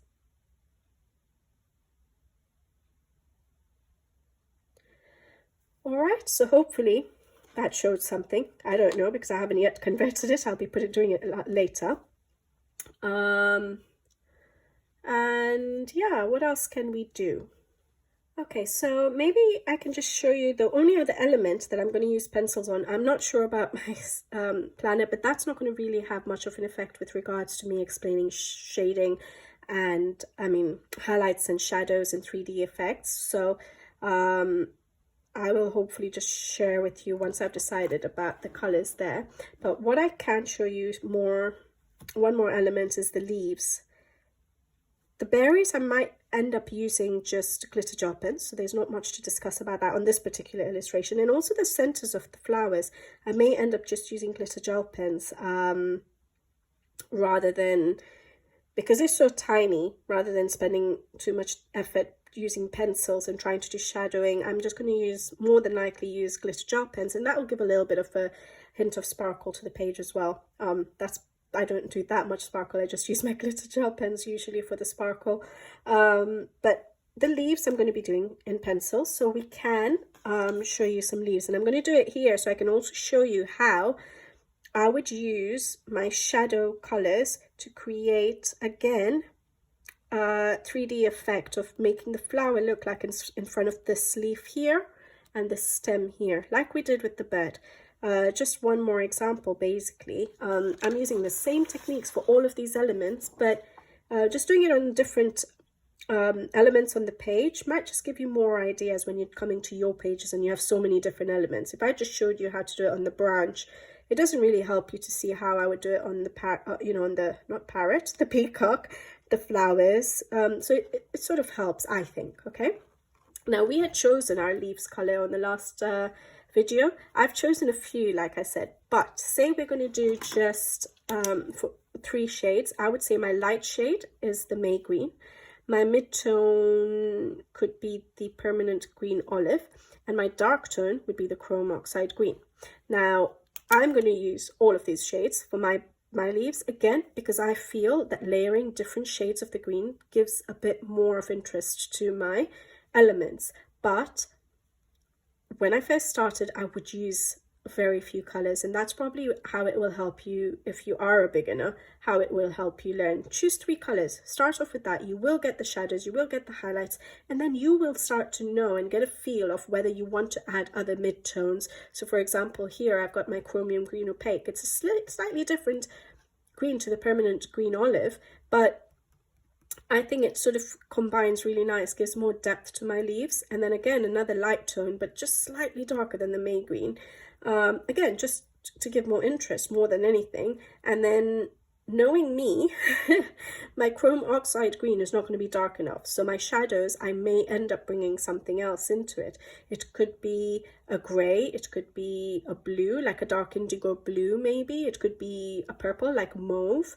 But basically, knowing me, how my coloring style is, I limited myself when I was discussing colors with you, but I think I would want to intensify my shadows, darken my shadows to give more of a pop, more of a wow effect, more of a 3D effect. But I'll show you that as I come to it. So first, I'm going to use these colors, and then I will see if I add any more. So my first color, again, is my May green, my light tone. And I'm going to do it on these leaves here. Are we in frame? Is it close enough? There we go. Okay. Sorry if it was shaking. So we already have a base. And for the stems, I'm going to decide that one part of the stem will be darker than the other, just to, so it's not flat, and to give it more of a rounded effect. They're too small for me to do, basically, make one side of the stem darker than the other to give it more of a 3D effect. So I'm just very light-handed, just deepening up the areas. This particular pencil, May green, is not that much darker than the Tombow I used. Now, this stem here, again, will be darker at the top where the flower is, because it's casting a shadow, and then it'll go down.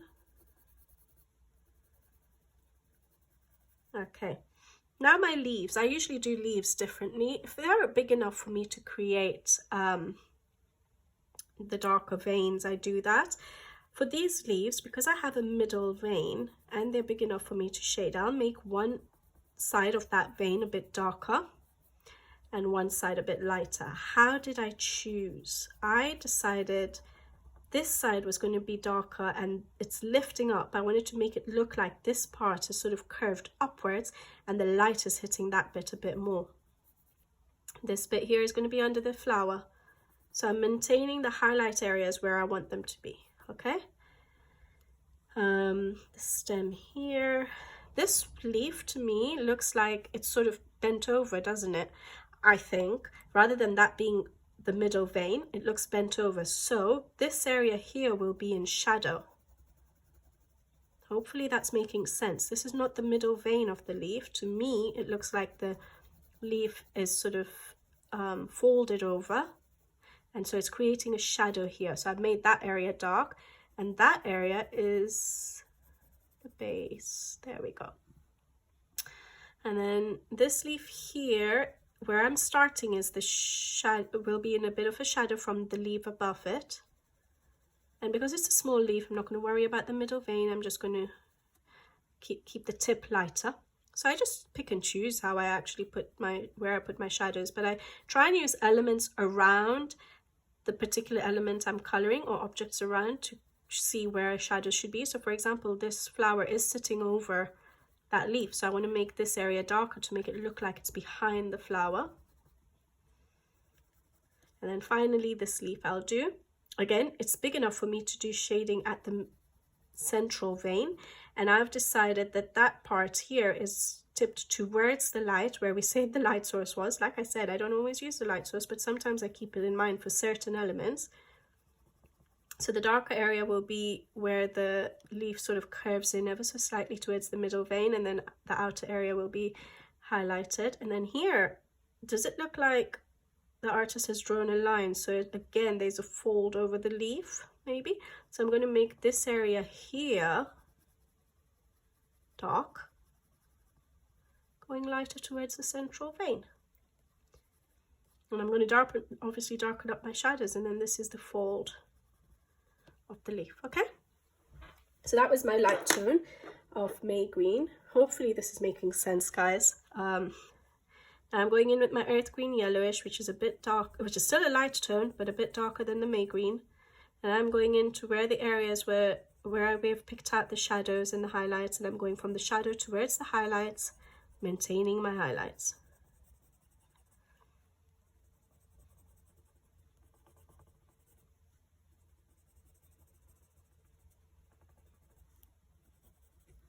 Okay.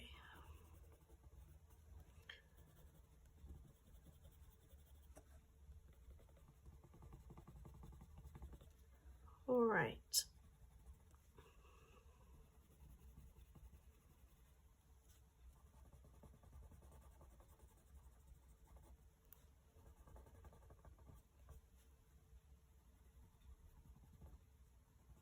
All right, then my mid-tone was, my first mid-tone was my permanent green olive. Yeah, again, just going from my highlights. Now this area which I just colored right now is actually in shadow, so I'm doing all of it dark because we want it to look like it's behind this set of leaves, yeah? So I'm just working from my shadow areas into the highlight areas, stopping short of the light tones.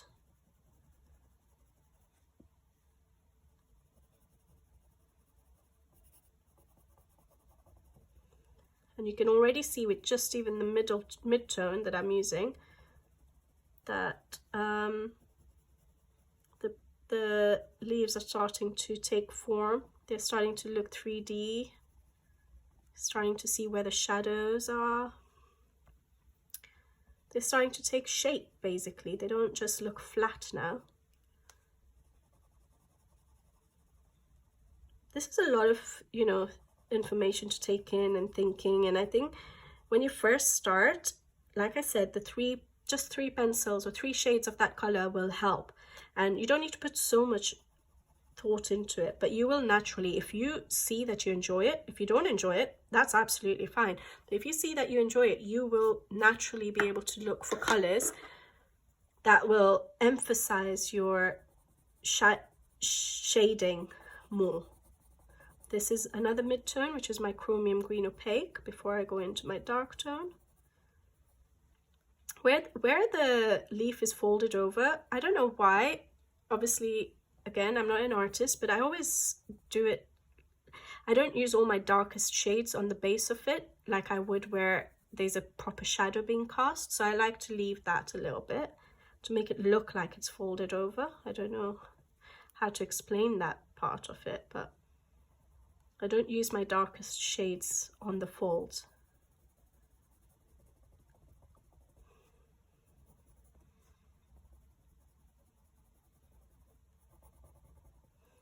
Doing this very rough just to show you where I'm putting my shadows and highlights. Yeah. Now my darkest shade in this, from what we had picked last time, is my chrome oxide green, okay? And for a lot of you, you can stop here. Again, just working in the shadow areas, going out a bit. You can see the 3D form of the leaves. You can see where the flowers are casting shadows on the leaves or the stems. So it's starting to make it look like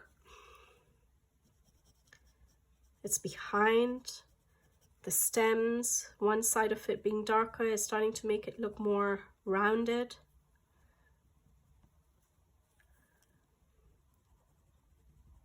Again, not on all of these elements have I thought about where the light source is. I've just kept it on the back of my mind for certain elements.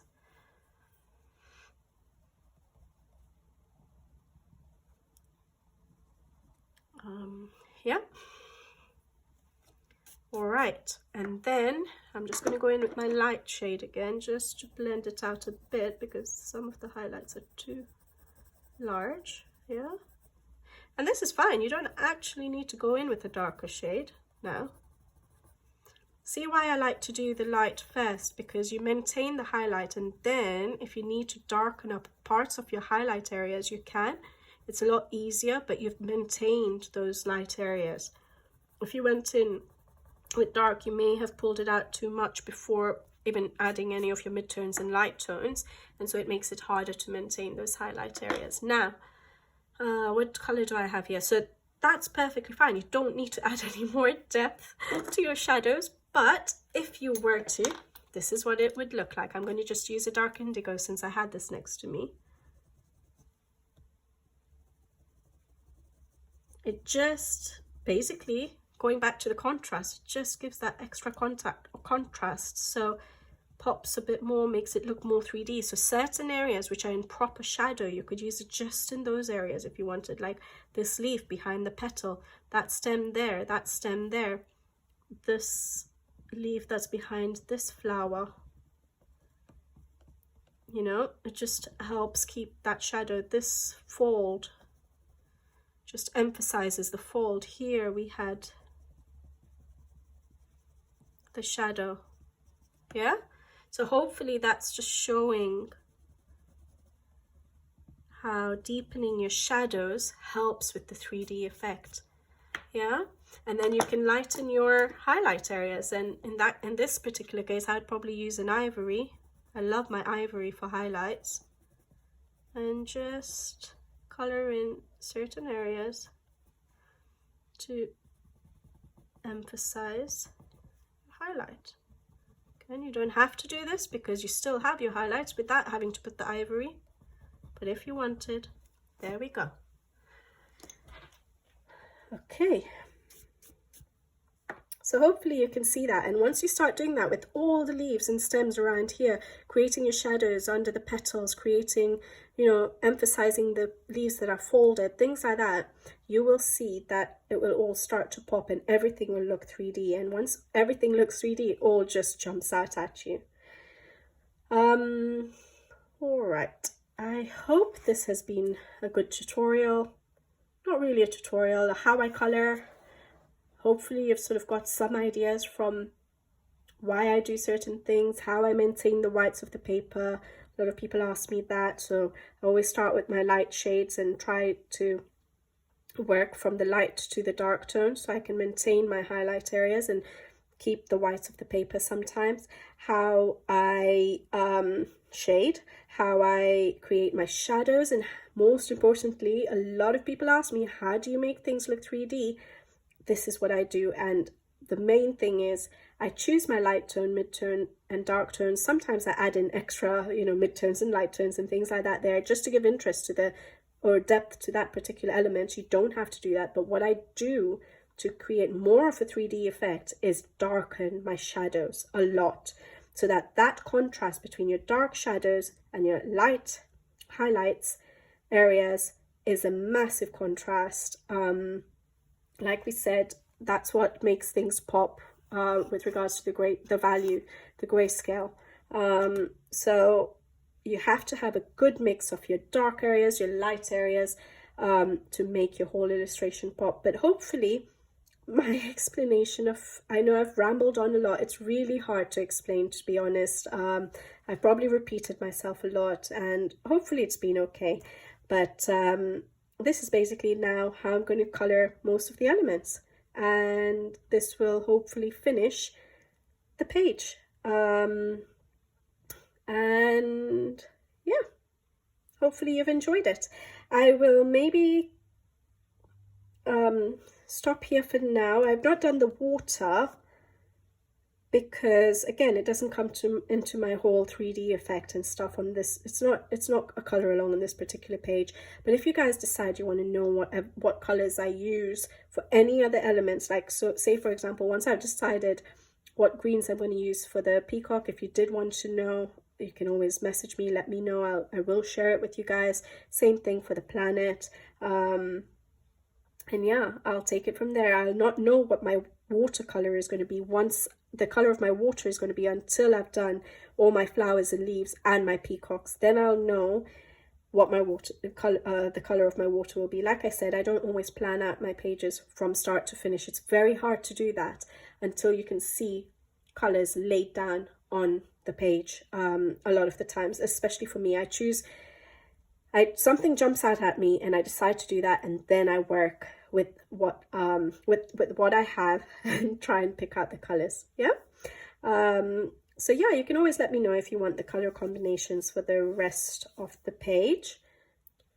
What I might do is, at the end of the video, I might just include a bit of speed coloring, whether it's for the full page or for parts of it, just to show you how more flowers come to life, and just to show you more of the effect of the shadows and highlights and the 3D effect, and how it all starts, you know, popping out a little bit more, because it's very hard at this stage for you to see what the end result is going to look like. So I might do a speed color on the elements I've shared, just so you guys can see it coming more to life.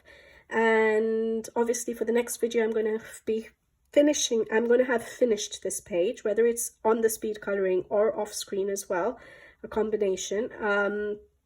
I will have finished this page so that I can share with you the finishing process, my finishing process. So embellishments, using paint pens mainly, because a lot of people have asked how I use my paint pens. So I'll share with you how I use my paint pens, and then obviously glitter gel pens.